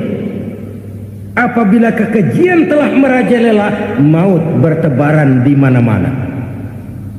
Korupsi, kolusi, nepotisme itu bagian dari kekejian. Kita selama ini kalau mendengar maksiat, itu yang terbayang cuma judi, mabuk, zina. Iya, itu maksiat. Tapi korupsi, kolusi, nepotisme itu juga maksiat dalam bentuk lain. Kalau ini sudah bertebaran, maka maut terjadi di mana-mana. Jangan bayangkan cuma mati orangnya, itu sih kewajiban. Yang menyakitkan itu orangnya masih hidup tapi dibikin mati, karirnya mati. Kenapa? Karena yang diperlukan bukan cuma orang pinter tapi orang taat. Biar pinter, kalau nggak taat minggir. Biar bodoh, kalau taat bisa nyenangin atasan, bisa nyemur. Kumaha juragan wae ayeuna mah. Itu yang kadang-kadang dapat penghargaan. Tidak ada prestasi kerja kecuali bikin senang orang di atas. Kita lihat di desa-desa jalan rusak. Kalau ada berita pejabat anak mau turun, jalan rata sekali. Sampai tanah dari mana aja dikeruk buat ngeratain tuh jalan. Pejabat pulang legok lagi jalanan. Katanya kita kerja buat rakyat, nyatanya kita cuma melayani atas. Kenapa? Terjadi lingkaran setan. Seperti kata lagu Dul Sumbang itu. Mahasiswa takut sama dosen, dosen takut sama dekan, dekan takut sama rektor, rektor takut sama menteri, menteri takut sama presiden, presiden takut sama mahasiswa. Lah muter balik lagi. Lingkaran setan. Lingkaran setan.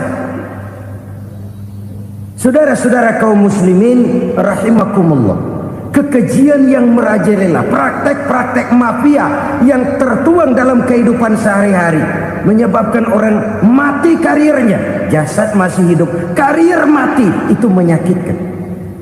Mati bisnisnya. Rakyat kecil pernah senang ketika cengkeh booming, harganya bagus, rakyat banyak yang pergi haji. Lalu mau ditata, lahir tata niaga cengkeh, malah amburadul. Harga cengkeh jatuh, petani cengkeh kecil menjerit. Siapa yang untung? Segelintir orang.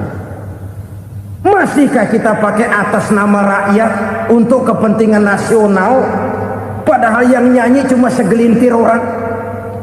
Masihkah kita mau bohongi rakyat ini dengan mobil nasional tapi bikinan Korea?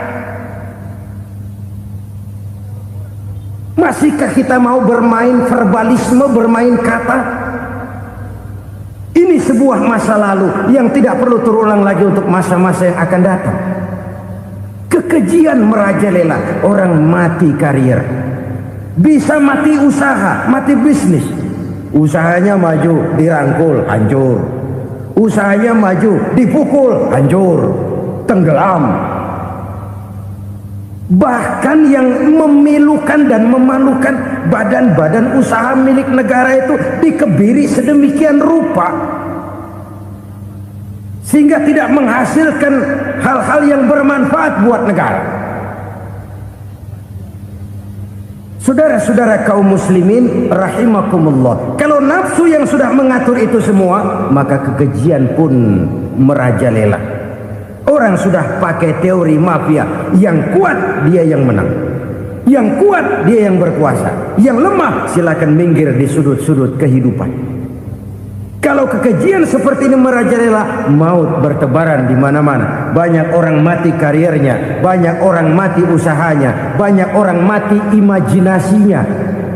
Sekarang ini dalam dunia seni yang banyak karyawan seni, bukan seniman. Seniman itu kan dilahirkan, lain seniman, lain karyawan seni.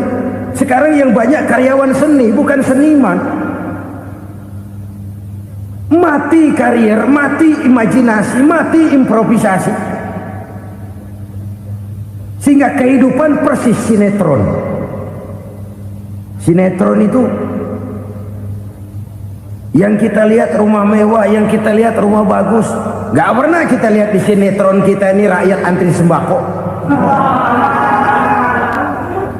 Kita dijejali hal-hal yang indah, yang wah, yang membuat kita tenggelam dalam gaya hidup instan, tenggelam dalam gaya hidup wah. Kita lupa dengan realitas keseharian di tengah-tengah masyarakat kita. Lahirlah kelompok-kelompok selebritis, dibesarkan oleh berbagai media. Selebritis pilek aja masuk koran, pilek.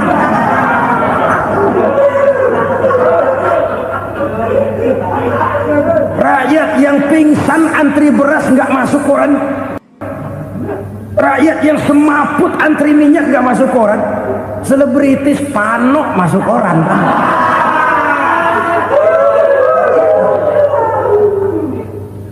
Kita besarkan hal-hal kecil, kita kecilkan hal-hal besar. Karena apa? kita mengejar oplah, kita profit oriented, tidak lagi berorientasi kepada realitas hidup yang kita hadapi ini. Kalau kekejian sudah merajalela, kata Nabi, maka maut bertebaran di mana-mana. Maut dalam artian maut, coba lihat sekarang begitu murah nyawa. Karena 1000 perak orang mau nusuk bunuh. Karena beras seliter orang khilaf, begitu murah kehidupan. Tapi kekejian dalam bentuk korupsi, kolusi, nepotisme, kekejian dalam bentuk itu mematikan karier, mematikan bisnis, mematikan imajinasi, mematikan kreativitas. Itu juga maut dalam bentuk lain akibat kekejaman lain. Ini penyebab yang ketiga.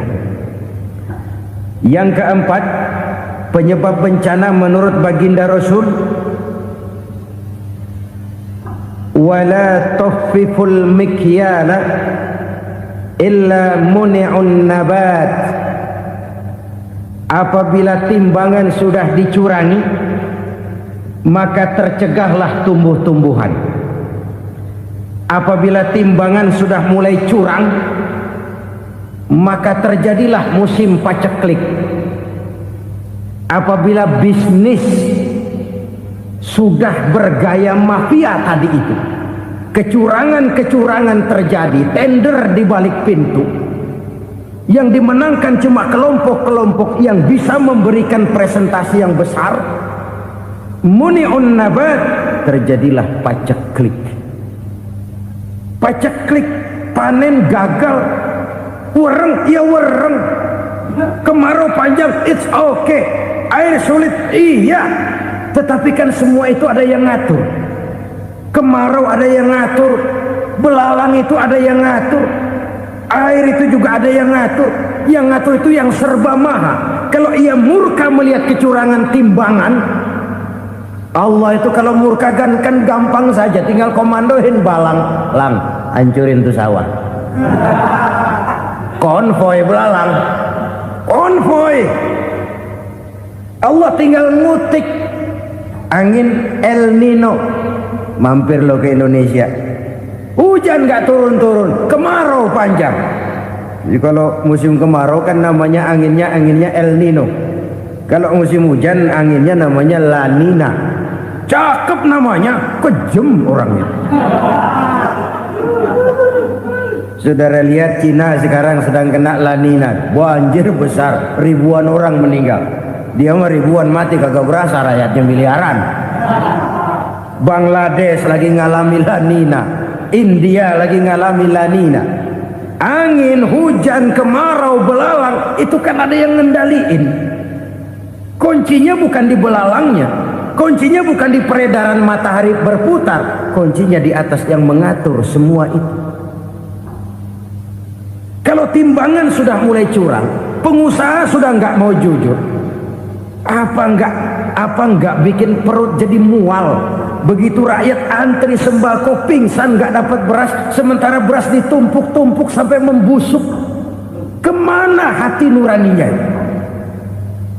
Kemana akal pikirannya? Kemana mereka yang berbuat atas nama rakyat tapi melihat rakyat susah tidak tergerak hatinya? Apabila timbangan sudah mulai dicurangi, bisnis sudah mulai melenceng, maka terjadilah paceklik. Sebuah negara yang berhasil dalam swasembada pangan, lalu sekarang menjadi negara yang rakyatnya antri untuk memperoleh kebutuhan pangan. Saudara-saudara kaum muslimin rahimakumullah, ini intinya adalah kecurangan. Kalau kecurangan sudah terjadi di mana-mana, dan ini milik siapa saja, bukan soal tempat, bukan soal jabatan, soal manusianya, SDM-nya. Kecurangan tidak cuma terjadi di kantor, di masjid bisa terjadi kecurangan. Korupsi tidak hanya bisa terjadi di kantor, di madrasah bisa ada korupsi. Faktor manusianya, ini soal SDM. Kecurangan yang besar tentu besar lagi kerugiannya. Kecurangan yang kecil, kecurangan sehari-hari, pedagang-pedagang kecil ngurangi timbangan, barang yang buruk dikatakan baik, yang baik dikatakan buruk. Itu merugikan perorangan. Kecurangan yang besar merugikan bangsa dalam bentuk total, dalam bentuk seutuhnya. Nah, kecurangan-kecurangan seperti ini rakyat kan lihat, rakyat kan tahu, dan itu kembali terakumulasi di sini, pegel. Dan jangan lupa, rakyat yang nggak ngomong itu, rakyat yang nggak bersuara itu, batinnya menjerit, jeritannya menggoncang aras, dan itu didengar Allah. Yadullah fauqal jamaah, kata Nabi, tangan Tuhan di atas orang banyak. Jeritan hati rakyat menggoncang aras. Rakyat yang terlalu banyak dizolim, rakyat yang terlalu banyak dirugikan, ya rakyat yang terlalu banyak di atas namakan, menjerit batinnya, menggoncang aras, dan Allah bisa menggerakkan apa saja untuk membuat satu situasi. Allah bisa menggerakkan apa saja untuk membuat satu situasi. Saudara-saudara kaum muslimin rahimakumullah, ini faktor yang ketiga, timbulnya kecurangan. Faktor yang keempat maksud saya. Yang kelima, penyebab timbulnya bencana menurut baginda Nabi, wala muni'uz zakat wala muni'uz zakat illa hubbisa anhumul qatru. Apabila zakat enggan dibayar, maka tercegahlah qatrun. Qatrun ini kalau bahasa kita sembako. Maka tercegahlah kebutuhan-kebutuhan yang kita perlukan. Ini, kita tidak meragukan bahwa yang kita tuju adalah masyarakat yang adil dalam kemakmuran dan makmur dalam keadilan. Nah, antara kemakmuran dan keadilan ini memang sering tidak bisa berjalan seiring. Pada saat kemakmuran kita kejar, ekonomi kita pacu, ada nilai-nilai keadilan yang tertinggal. Pada saat nilai keadilan kita tegakkan benar-benar, ada unsur-unsur kemakmuran yang terabaikan. Oke, kita bisa mengatakan kasus. Oke, kita bisa mengatakan itu sebagian kecil. Tapi kalau sebagian kecil, lama-lama kan jadi sebagian besar. Oke, kita mengejar kemakmuran. Pertanyaannya, kemakmuran untuk siapa? Oke, kita berikan kelompok tertentu kue yang besar dengan harapan nanti dia bagiin kuenya kepada yang kecil-kecil. Tapi kenyataan, mereka yang dapat kue besar akhirnya malah lupa diri dan lupa daratan. Mau makin besar, mau makin besar, mau makin besar, malah memeras yang kecil-kecil ini.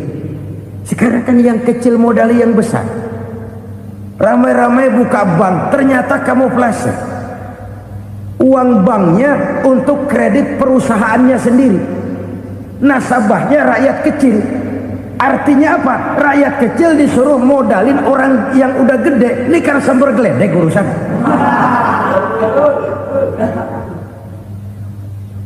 Ini kan permainan apa lagi? Rakyat kecil suruh modali yang gede.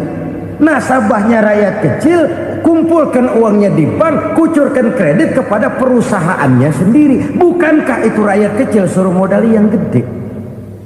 Sudah begitu kejamkah kita untuk meraih keuntungan dengan mengorbankan orang kecil ini? Sudah tidak bicara lagi kah nurani kita melihat penderitaan orang yang semakin susah ini? Kalau zakat enggan dibayar, padahal zakat 2,5% saja, 2,5% saja. Kalau itu pun enggan, kalau zakat saja enggan, bagaimana pula yang namanya sedekah, bagaimana pula yang namanya infak, bagaimana pula yang namanya santunan, bantuan. Kadang-kadang lipstick nyumbang si nyumbang, cuman nyolongnya lebih gede. Ini namanya sumbangan lipstick. Buat lipstick itu kan buat ngumpetin bibir pucat. Itu fungsi utama lipstick. Buat ngumpetin korupsinya, nyumbang kegiatan-kegiatan sosial. Tapi yang dia korup lebih gede dari yang dia sumbangi. Lipstick kamuflase. Nepu kata anak sekarang.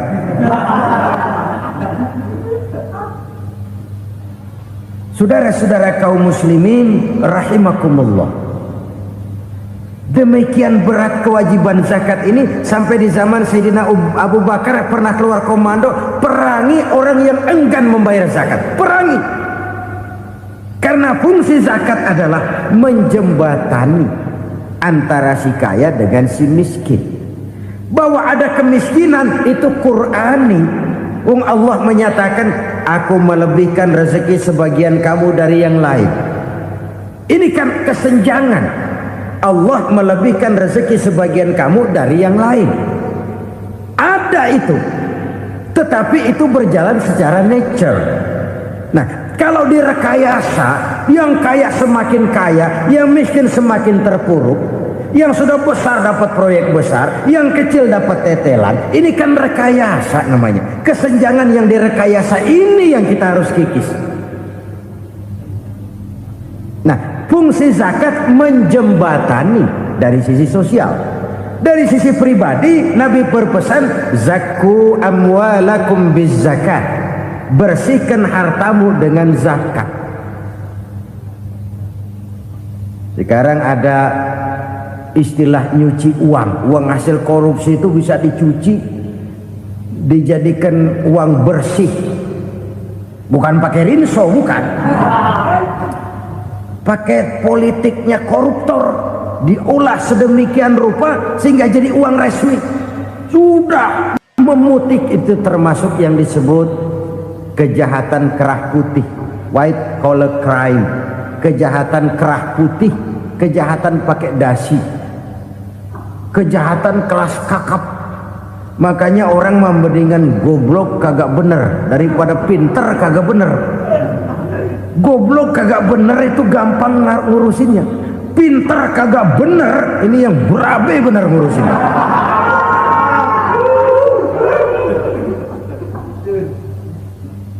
Kita bukan cuma perlu orang pinter kok di zaman sekarang, kita perlu orang-orang bener yang punya komitmen, yang sesuai kata dan perbuatan, yang bisa merasakan apa yang dirasakan oleh rakyat, yang punya sense of politik yang tinggi, yang peka, yang penuh keterbukaan, yang punya wawasan dan pandangan jauh ke depan.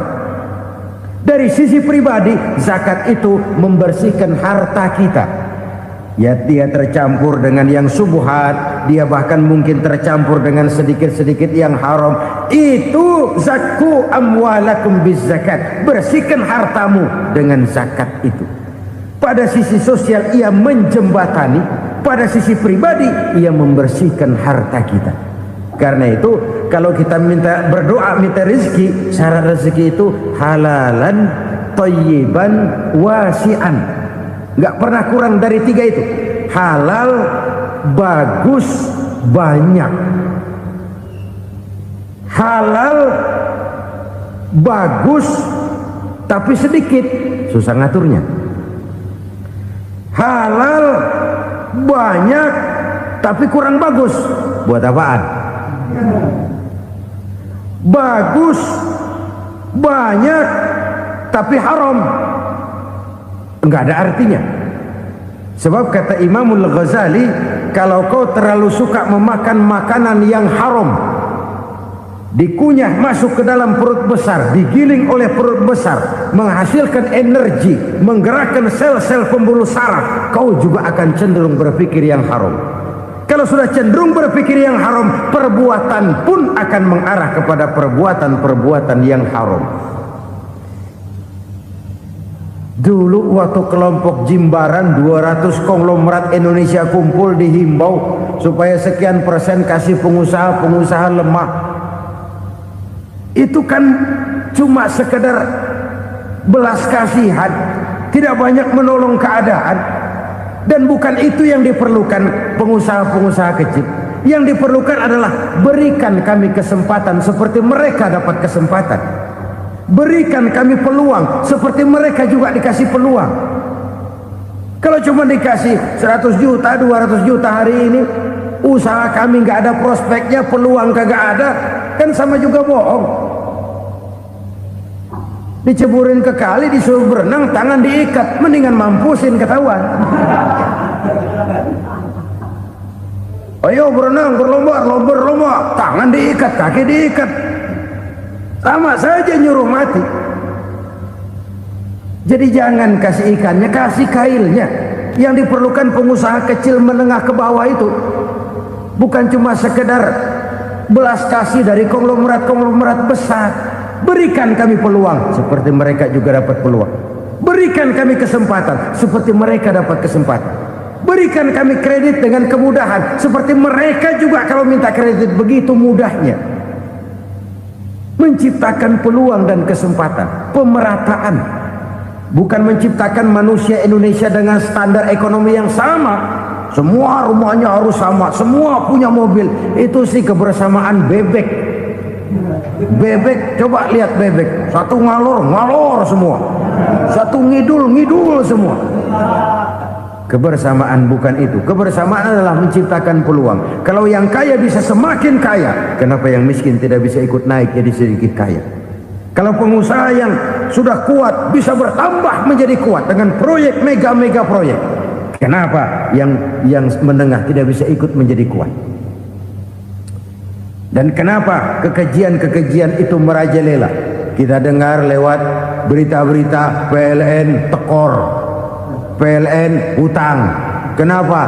Dia beli listrik dari swasta yang belinya lebih mahal daripada penjualannya. Artinya dia beli itu listrik dari perusahaan listrik swasta, dia jual kepada rakyat lagi. Harga jualnya lebih murah daripada dia beli kepada swasta. Kenapa? Ada tekanan lagi tuh. Biasa siklus lagi.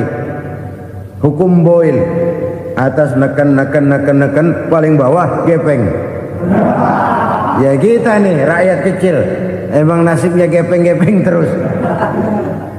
Saudara-saudara kaum muslimin rahimakumullah, dari 5 penyebab bencana ini kita ambil kesimpulan untuk sebuah renungan dan introspeksi kita bersama. Pertama, mengingkari janji, padahal janji itu yang lebih tinggi nilainya adalah di hadapan Allah Subhanahu wa ta'ala. Baik wakil-wakil rakyat di parlemen maupun pemimpin-pemimpin rakyat di dalam kabinet, apabila memangku suatu jabatan, selalu mereka mengawali dengan sumpah, dan sumpah itu dimulai dengan demi Allah. Sadarkah kita pada saat itu kita ucapkan bahwa kita sudah mempertaruhkan Allah untuk jabatan yang kita pegang? Kita sudah mempertaruhkan nama Allah untuk posisi yang dipercayakan kepada kita. Sadarkah kita bahwa menyia-nyiakan itu satu dosa yang sangat besar, yang tidak hanya kepada Allah tetapi juga kepada rakyat yang kita wakili, kepada rakyat yang kita pimpin. Cukuplah sudah rakyat dijadikan adres, umat dijadikan alamat sebagai numpang. Marilah kita kembali kepada komitmen awal dengan jujur kepada janji kita sendiri. Lalu yang kedua, kekejian, baik berupa korupsi, kolusi, nepotisme, dan perbuatan-perbuatan lain akan melahirkan kemiskinan. Kekurangan pangan bukan satu-satunya yang menyebabkan rakyat menderita. Lukanya rasa keadilan terakumulasi di hati rakyat, dan jeritan hati rakyat mengguncang aras. Kalau Allah murka, Allah bisa melakukan apa saja untuk menciptakan suatu kondisi. Faktor yang ketiga adalah praktek mafia menebarkan maut, baik orang yang mati jasad dan rohaninya maupun orang yang mati karirnya, mati kejujurannya, mati usahanya, mati imajinasinya. Hilang kreativitas kita sebagai bangsa. Faktor yang keempat, kecurangan-kecurangan di bidang usaha, di bidang tender, mengandalkan menjual kekuasaan. Dan memang repot kalau penguasa jadi pengusaha. Mau atau tidak mau, kebijakan-kebijakan kekuasaannya akan memperkuat jaring-jaring usahanya. Dan pada saat itu objektivitas sulit ditemukan lagi.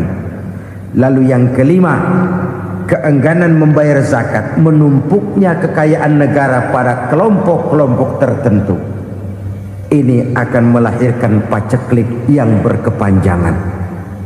Menumpuknya kekayaan dan harta negara pada kelompok-kelompok tertentu akan melahirkan paceklik dan kemiskinan yang berkepanjangan.